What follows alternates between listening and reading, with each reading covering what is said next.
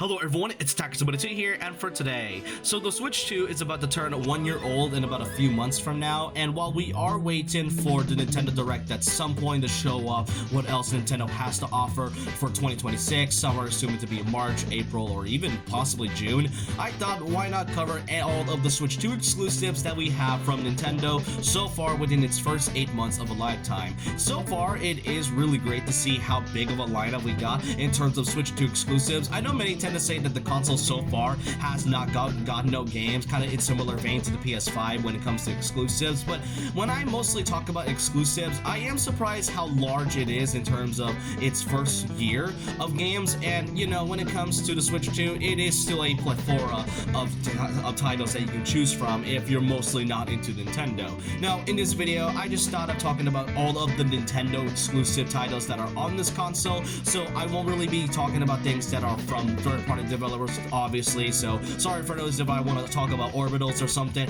And I was initially supposed to include things such as the Switch 2 editions, because while there's certain content like Kirby Forgotten Land and Mario Party Jamboree has things that cannot be played on the Switch 1, you really can still play the game even without these upgrades. So after some thinking and some debate, I decided not to include the Switch 2 editions in this video, so sorry if I won't get to talk about games like Legend ZA or Metro Prime 4 Beyond. Not that those games have already been talked to death at this point ever since those games released. I will talk about those Switch 2 editions of those certain titles at some point, because given at the rate we're going,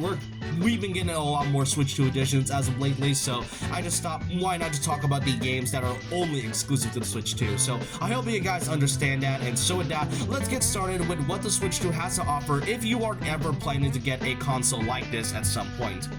So our first ever Switch 2 exclusive to come out alongside the console is obviously Mario Kart World, but if anything, this is one of the most controversial games to come out of Nintendo's lineup, because after all, this is a huge thing to happen for the franchise. Our first Mario Kart game since the release of 8 Deluxe, and technically the original Mario Kart 8 back in 2013 or 14, it goes to show how long it has been since we've even seen a new Mario Kart, and one thing's for certain, this game garnered a ton of attention for both the right reasons as well as the wrong reasons. Obviously, I won't really get to talk about it because, you know, it's been said a lot about, you know, the $60, the $80 pricing being a lot, especially for a game like Mario Kart. You also got the intermissions, which has already been talked about, and something about the lack of content that you even do after you've done a lot of these Grand Prix and knockout tours. Still, Mario Kart World, and from what I've seen so far, the internet has started to kind of die out when it comes to World's controversy, so it is slowly going away, and some are definitely appreciated this game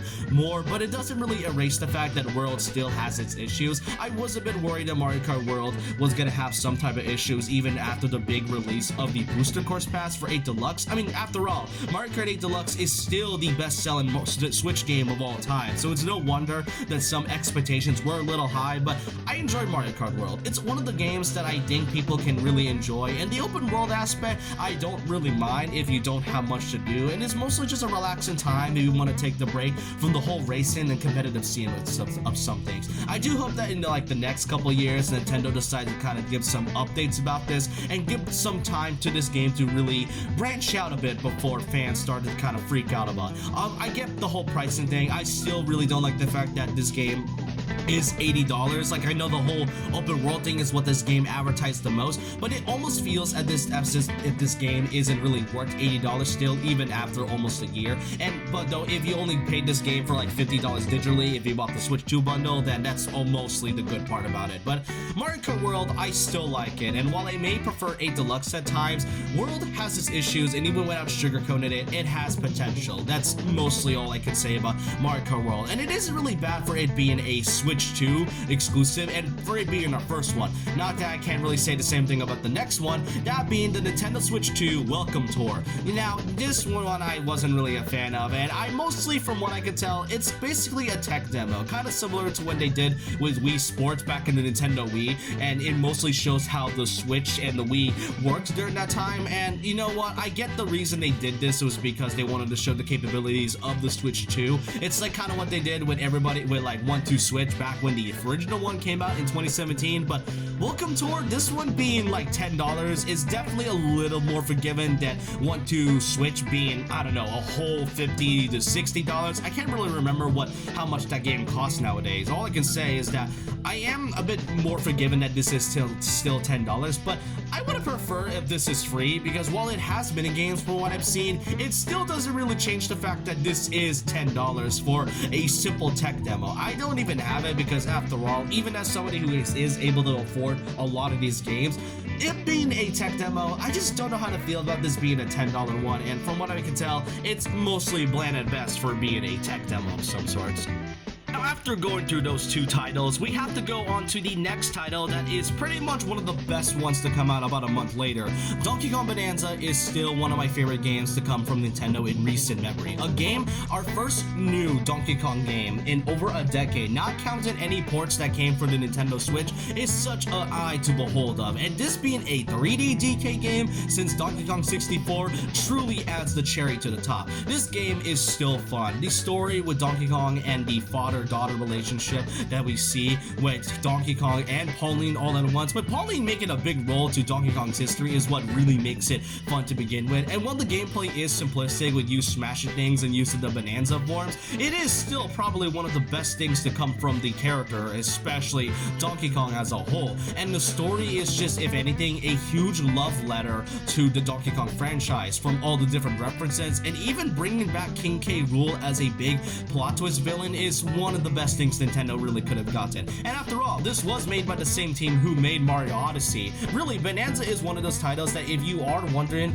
of whether this is worth the $70 price in that has been happening to gaming as a whole, then yeah, it is still truly worth $70 for just the gameplay, the story, and all the amounts of content that you can go through just to enjoy Bonanza's story and even just Donkey Kong as a whole. I'm really glad that Nintendo is giving Donkey Kong more of a chance in this era, and yeah, there is still that Emerald Rush DLC that came out like a couple months later, and I still would have believed that this could have easily been like a free update like they did with Mario Odyssey and such, but even without the DK Island and Emerald Rush edition, Bonanza is still probably one of the best games, and there is a good reason why it was nominated for Game of the Year. And even though it didn't win at all, I still believe that Bonanza is one of Nintendo's best games to come from recent memory, and I do hope they continue to support Donkey Kong as a franchise. But then, after skipping about a couple Switch 2 editions like, you know, Kirby Forgotten Land and Jamboree, there is actually another game that came out in between some of those other Switch 2 exclusives, and it is a digital-only title, and you probably already forgot by it once I mentioned it, and that is Drag X Drive, or Drag Drive, however you want to pronounce it. Now, I played a demo about this about a couple months ago, and personally, Drag Drive as a demo in terms of a game, I get that this is a way for Nintendo to sort of show off the mouse controls. It's sort of what they did with the Joy-Con controls back when they released ARMS, but the difference here between Drag Drive and ARMS is that ARMS was a game that actually had some story and lore and really fun characters, and while the gameplay was also simplistic, it also had like such charm that adds though to the whole Nintendo flair. Drag Drive, while it is made by Nintendo, visually appealing, it just feels kind of boring, and I did try the demo as I said, and using the mouse controls with Drag Drive, it kinda doesn't correlate at times. Sometimes my mouse controls tends to work, sometimes it doesn't work or doesn't correlate with the movements at all, and it doesn't really look visually appealing unlike ARMS. Now, I can't forget the fact that this game is actually $20 surprisingly, and not like a $40 to $50 game like Nintendo is mostly doing. Like with ARMS, it mostly makes sense because they did release free updates, but Drag Drive, it mostly is there to exist because of the fact that they wanted to show more of the mouse controls, and that's about it. Not exactly something I would say is worth $20, and I did try the demo, so I don't really think I want to spend any more money just over a simple game that could have also likely been a tech demo like this just to show mouse controls. I don't really know why Nintendo wanted to push this or even want to show something like this, because as I said, I'm pretty sure people likely forgot about this after the game had come out, and you probably already forgot about it once I'm done with this segment. But yeah, Drag Drive, not sure what I can say about it other than, yeah, it exists.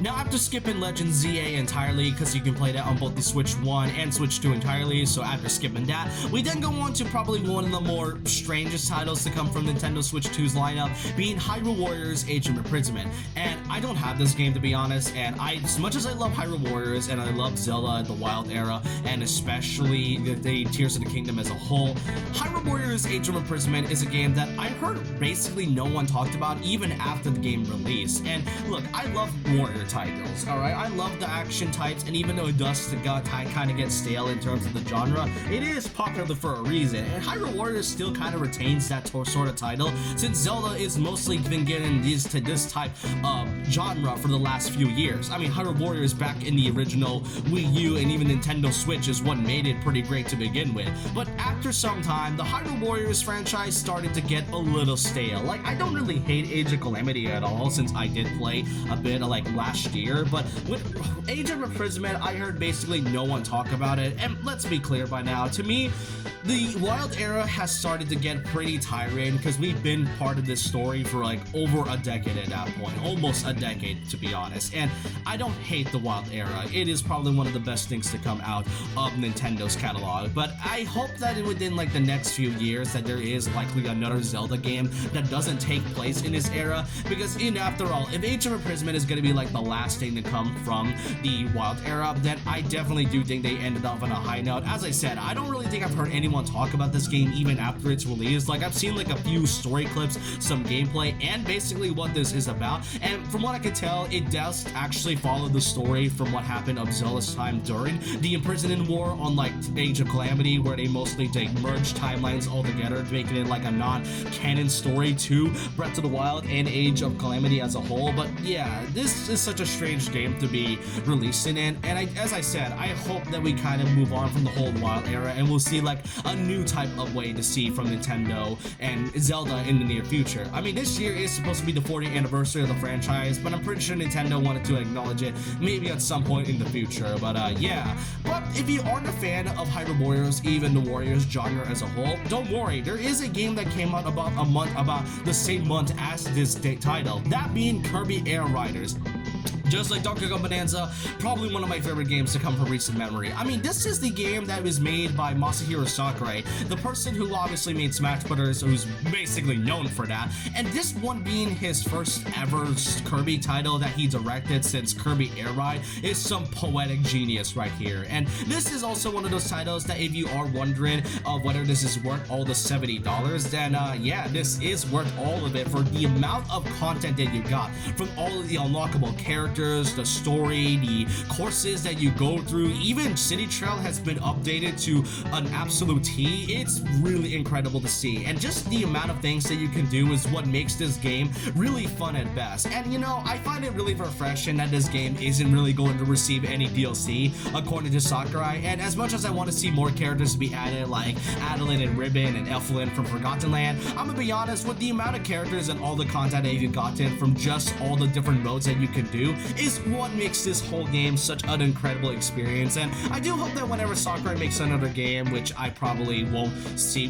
for another few years, I hope it's not another Smash Brothers game, to be honest, and I mostly am talking about it because I know people are going to be asking for a Smash Brothers game at some point for the Switch too. But Air Riders is such a joy to play. It is probably one of the best things, and even with the amiibo that are like $40 to $50, you could still enjoy the game even without the amiibo. It's mostly just cosmetic changes and just basically the same thing like you do in Smash Brothers, but Air Riders as a whole is also like a love letter to the Kirby franchise as a whole, bringing in both classic and modern Kirby characters to be in this title as a whole. So yeah, Kirby Air Riders definitely weren't a Switch 2 purchase. Now, after skipping a couple more Switch 2 editions and skipping Metroid Prime 4, you know, even though it is supposed to be the big holiday release, we now enter 2026 and beyond for what we have for Switch 2 editions. And our first game after skipping a couple Switch 2 editions was Mario Tennis Fever. This game is strange to be honest. Now, I don't have it just yet. I am planning to get it at some point in May, but Mario Tennis Fever as a whole, or even Mario Tennis just in general, has always been in such a rocky position. For over a decade since Mario Tennis opened, open, there hasn't really exactly been any type of gimmick that Mario Tennis has been through. After the big failure that was Ultra Smash, and then afterwards the release of Mario Tennis Aces in 2018, it is definitely interesting to see Mario Tennis Fever or Mario Tennis get another shot with its latest title. From what I've heard, the game does indeed improve from the gameplay mechanics of Aces, and the story mode does sound like an improvement, and the animations does sound great. Personally, as much as I do like Mario Tennis, there's like a couple things that does hold me back from getting this title, and it's mostly from the $70 pricing, because I don't really get why this game is $70. I mean, it is Mario Tennis, and I know it's because it's Mario, but it's Mario Tennis. I've stated this before, but a Mario Tennis game shouldn't really be $70, and that would be more confusing when we get to the next couple titles. I will talk about pretty later on in this video, but Mario Tennis Fever is still, if anything, an improvement from Aces from what I've heard, and it does have some pretty cool mechanics, such as obviously the Fever rackets that is implemented into the tennis thing. And not just that, aside from like the big story mode and the typical multiplayer mode that you can do, there is also other modes that you can do. So it's kind of reminds me of when they did Mario Tennis Power back for the Nintendo GameCube and Wii, honestly. And you know what, if that's really the case, then Mario Tennis Fever could likely be worth my purchase. If you have friends along and want to try out this tennis game after some time, then yeah, I would say that this could be worth $70. If anything, if not, then yeah, I still find it to be kind of an unbelievable title to be worth all that pricing. But after the release of Tennis Fever, about a month later, and basically the most recent title that came out for the Switch 2, and to my shock, it got, if not one of the biggest surprises of all time, Pokémon Pokopia. Pokemon Pokopia, to my shock, has garnered a ton of positive reception and feedback, which to no extent, I generally can't believe that this game has garnered this much attention. I've seen people buy Switch 2s because of this game alone, and it makes you kind of wonder that this is basically another simple Animal Crossing New Horizons situation back with the pandemic, except without the pandemic. Like, I did not expect this game to blow up as it is. I had some doubts about this game being a mixture of Pokemon and Animal Crossing when it hits of like Stardew Valley and, you know, Minecraft, but this game garnering this much attention makes me wonder, is this really worth all the $70 purchase? Like, the only downside of a Pokopia from what I've heard is most notably the key card, because if this game was gonna get a lot of attention to begin with and garner this much positive reception, then I'm pretty sure Nintendo and Koei Tecmo, the developers behind this, would have likely not made this a key card, because I'm pretty sure nobody expected this game to be that successful as they seem. Nintendo probably didn't expect this game to garner this much of a positive reception, and to have this many like resales, and especially the game getting so much of a high demand, is what shocks me the most about Pokopia. I might also get this on May, who knows? I mean, the only downside, as I said, is the keycard function, but other than that, Pokemon Pokopia seemed to be likely the reason why Winds and Waves wasn't released in 2026, because I'm pretty sure the Pokemon company likely knew the fact that, yeah, this game is likely going to be a huge success because it is Pokemon, but this is one of those titles that actually got a huge amount of positivity, unlike some of the other titles that came out from the Pokemon franchise. Like ZA got so much controversy, for some say that it is half-baked, which too I agree, but Pokemon Pokopia being the first game in quite a while to get this much of a huge uproar of positivity is what surprised me the most. I could get it in a couple months, who knows, but if you are wondering if you want to try yourself to, like, you know, relax after some time, then Pokopia could likely be up your alley. This being a $70 game can be a bit questionable at best, but I might want to see it for myself when I get this game eventually.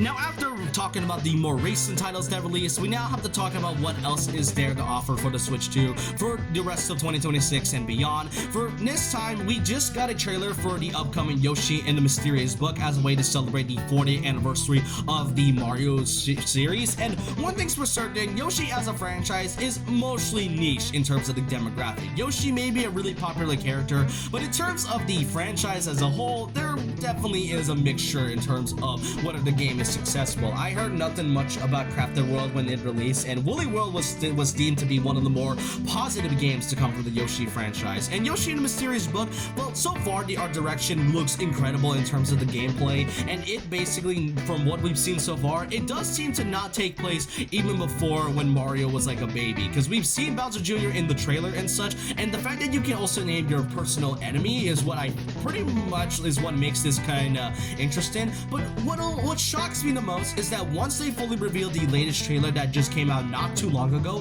there was also the price into this being $60, making it probably the first ever Switch 2 exclusive to be a $60 game, which this is the reason why I'm talking about this now, because after all, why is this game suddenly $60 yet somehow Mario Tennis Fever was given a $70 pricing? It definitely does feel as if dependent on like the quality and the development time behind these games, it all depends on the pricing, at least according to Doug Bowser before he retired and such. But still, this one being a $60 game is what really shocks me the most, and I wouldn't be surprised if later on there are certain Switch 2 titles to be $60, which kind of makes you question as to why some of these other titles we've had on its first year could have easily gotten the $60 treatment like we did in most other games that came from the Switch 1 era. But other than that, again, Yoshi as a franchise is a pretty niche one, and if you do like Yoshi as a platformer and want a more relaxing time and want to kind of expand your category in terms of platformers than just Mario, Zelda, or like the same old 4 franchises, then Yoshi could be up your alley. After all, he is one of the more popular characters, and he's definitely been getting a lot of attention thanks to the latest Mario movie trailer,